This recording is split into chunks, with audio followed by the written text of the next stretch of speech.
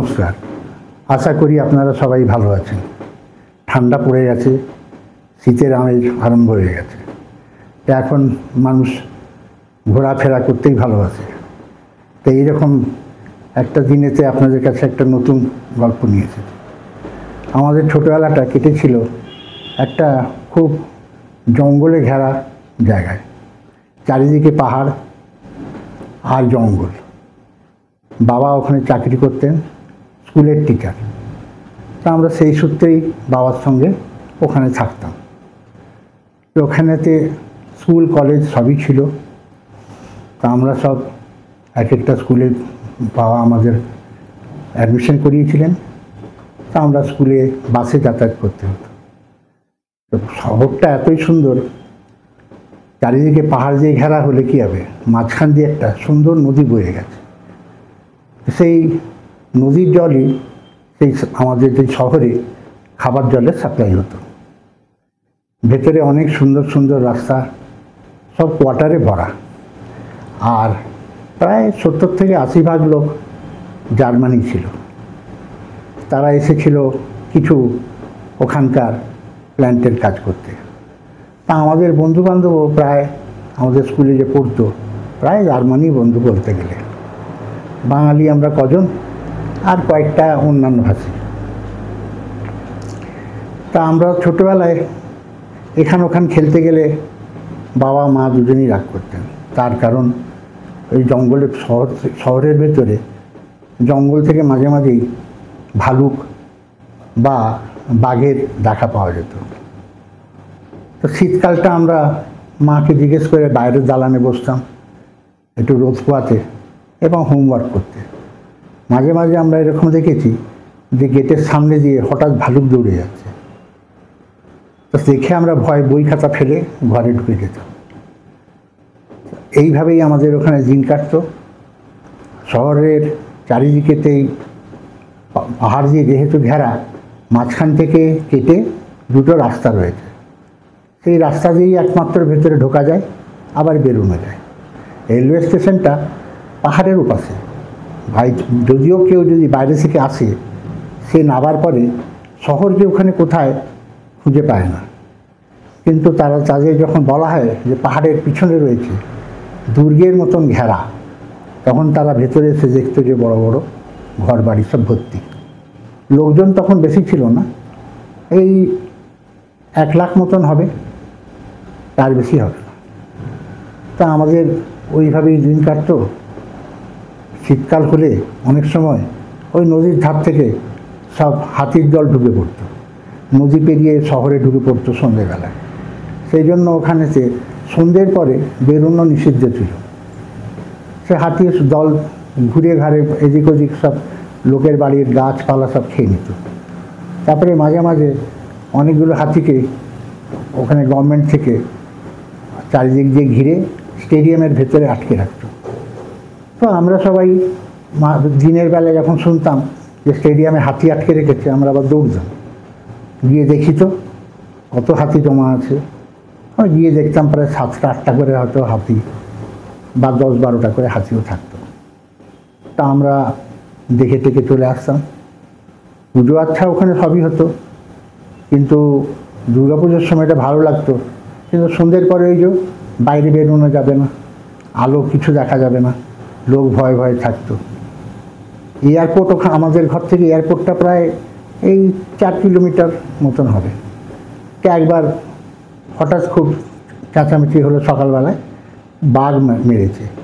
ওখানে আমাদের শহরের ভেতরেই ওই পাহাড়ের ধারে একটা ছোট্ট গ্রাম রয়েছে, সেখানে আদিবাসীরা ভর্তি। আদিবাসীরা বাঘ দেখতে পেয়ে তাকে মেরেছে। তো আমরা গিয়েছিলাম দেখতে গিয়ে দেখি এয়ারপোর্টের কাছে ওখানে বাঘ তীরবিদ্ধ অবস্থায় পড়ে আছে। তো সকালবেলায় দেখে আমরা সব তো ভয় দেখে পালিয়ে এলাম। আবার আমরা যেখানে থাকতাম আমাদের ঘরের খুব কাছেই সন্ধ্যের পরে যে বাঘের ডাক শোনা যেত। আবার বাঘের ডাকের সঙ্গে ফেউও ডাকতো। মা বলতেন ওই যাক বাঘ বেরিয়েছে, একদম বাইরে যাবে না। তো এইভাবেই চলতো। খাবার দাবারও সেরকম কিন্তু তখন পাওয়া যেত না ওখানে। বাইরে থেকে লরিতে করে কিছু জিনিস সাপ্লাই হলে তবে ওখানে চাল ডাল নুন তেল পাওয়া যেত। এইভাবেই আমাদের জীবনটা কাটছিল। এবার ওখানেতে সব সেক্টরের মতন ভাগ করা, 1 2 3 4 করে সেক্টর ভাগ করা আছে। আর এই সেক্টরগুলোকে একটা রিং রোড দিয়ে যোগ করা। মাঝে মাঝে ওখানে সব পার্ক আছে, পার্কেতে দিনের বেলায় খেলা হতো, সন্ধ্যের পরে আর কেউ বাইরে যেত না। একটা পার্ক ওখানে আবার গভর্নমেন্ট থেকে তৈরি করে দিয়েছিল, ইন্দিরা গান্ধী পার্ক বলে। তার ভেতরে টয় ট্রেন, বাচ্চাদের জন্য ছোট জু, একটা ছোট বোটিংয়ের জন্য জায়গা, একটা ফুলের গাছ, আবার প্রচুর গোলাপ ফুটতো শীতকালে। মাঝে একটা টাওয়ার মতন করেছিল, ওইটাতে উঠলে শহরের অনেকটাই দেখা যেত। আমরা সব ছোটোবেলায় এই শনিবার হলো কি রবিবার হলো, দাদাদের বলে কোনো রকমে আমরা সবাই যেতাম, দিনের বেলায় গিয়ে ঘুরে ঘাড়ে বাড়ি চলে আসতাম। তো এইভাবেই আমাদের চলছিল। আর তারপরে ওখানেতে শীতকালেতে এত পরিমাণে ঠান্ডা পড়তো, 1 ডিগ্রি 2 ডিগ্রি পর্যন্ত ঠান্ডা হয়ে যেত। মানে আমাদের স্নান করতে পর্যন্ত অসুবিধে হতো গরম জল নিয়ে। তারপরে আবার ওখানে গ্রীষ্মকালটা আবার প্রায় 42 ডিগ্রি থেকে 48 ডিগ্রি পর্যন্ত টেম্পারেচার হয়ে যেত তখন। আর বর্ষাকালটার সময় প্রচুর বৃষ্টি হতো, হয়তো 10 দিন 12 দিন ধরে বৃষ্টি হয়েই যাচ্ছে। এমনও বৃষ্টি হয়েছে গাছের পাতা টাতা সব গলে গলে পচে পড়ে যেত। তো কিন্তু একটা কথা কি, আমাদের ওই শহরটাতে বাড়ি বাড়ি যে ছোট ছোট করে সব কিচেন গার্ডেনের মতন করে দিয়েছিল গভর্নমেন্ট থেকে, তাতে মানুষ অনেক সবজি লাগাতো, খুব সবজি হতো, পেয়ারা, কলা, আঙুর, বেদানা, ডালিমের গাছ ভর্তি, আম জাম কাঁঠাল তো ভর্তিই ছিল প্রায় বাড়ি বাড়ি।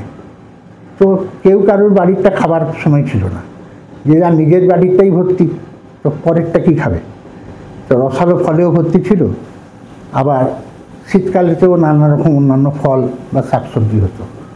বাজার বলতে সেরকম কিছু ছিল না, একটা ছোট্ট বাজার, সে সব সেক্টরের লোক ওইখানে যেত বাজার করতে। সেক্টরে সেক্টরে ছোট ছোট বাজার ছিল, কিন্তু সেরকম জিনিসপত্র পাওয়া যেত না। তো আমাদের আবার আমার বাবা বা আমার দাদা এরা সাইকেলে করে তখন যেত পাহাড়ের ওপাশে, ওখান থেকে এক মাসকাবারি ওই চাল ডাল তেল সাবান এসব কেনাকাটি ওই দিক থেকে হতো। জামা কাপড়ের দোকানও খুব কম ছিল। এটা আমি বলছি আপনার 1960-62 সালের কথা। তো সেই সময় সব কিছু জিনিসও পাওয়া যেত না, আজকাল যেমন সব কিছুই পাওয়া যায় মলেতে, এখানে সেখানে প্রচুর বাজার দোকান, প্রচুর মানুষ। সেই সময়তে এত বাজার দোকানও ছিল না, এত রকমারি জামা কাপড় ছিল না। তা আমরা বছরে বাবা একটা কি দুটো করে সেট জামা কিনে দিত। আবার স্কুল ড্রেস আমাদের স্কুল থেকে তখন দেওয়া হতো ফ্রি অফ কস্ট। আবার স্কুলের টিফিন টাইমে সবার জন্য সব স্টুডেন্টকেই 2টো করে কলা, 4টে করে বিস্কুট, আবার শীতকালেতে 1টে করে অ্যাপেল, 4টে করে বিস্কুট দেওয়া হতো। ওখানকার হসপিটাল থেকে মাসে 2 মাসে কি 3 মাসে ডাক্তাররা আসতো, এসে স্বাস্থ্য পরীক্ষা করত। এবং শনিবারকে শনিবার বাধ্যতামূলকভাবে আমাদের তখন আয়রন ট্যাবলেট খাওয়ানো হতো। সেটা একটা বড় কষ্টকর ব্যাপার। টিচাররা দাঁড়িয়ে থেকে কলার ভিতরে দিয়ে জবরদস্তি গেলাতো, না হলে নাকি ওখানে থাকা যাবে না। মশার অনেক উপদ্রব ছিল এইসবের জন্য। ওইভাবেই আমাদের ছোটোবেলার দিনগুলো কেটেছিল। তবে এখন মনে হয় যে ওই দিনগুলো বড়ই ভালো ছিল। যখন মনে করি এখন বসে বসে যে দিনগুলো কেমন ছিল, কীরকম করে খেলাধুলো করতাম। আর আমাদের ম্যাক্সিমাম বন্ধু তো জার্মান বন্ধু ছিল, একসঙ্গে বিকেলবেলায় একটুখানি সামনের মাঠে ক্রিকেট খেলা বা একটুখানি ফুটবল খেলা, এসব করে করে দিন কেটেছিল। এখন বড় দুঃখ লাগে যে হায়, সেই দিনগুলো কি আর ফিরে পাবো, তাও মনটা বড় কষ্ট লাগে। এটা অবশ্য প্রায় সব মানুষেরই জীবনে হয়। আপনাদের হয়তো বড় হয়ে যাওয়ার পরে আপনারা সেই পুরনো দিনের কথা যখন ভাববেন, তখন মনটা বড় কষ্ট লাগে যে ছোটোবেলাটা বড় সুন্দর কেটেছিল। এইভাবেই আমাদের দিনগুলো কাটত। আশা করি আজকের এই গল্পটা আপনাদের ভালো লেগেছে। আর যদি আপনাদের ভালো লেগে থাকে তাহলে লাইক, সাবস্ক্রাইব আর শেয়ার করে দেবেন। ধন্যবাদ।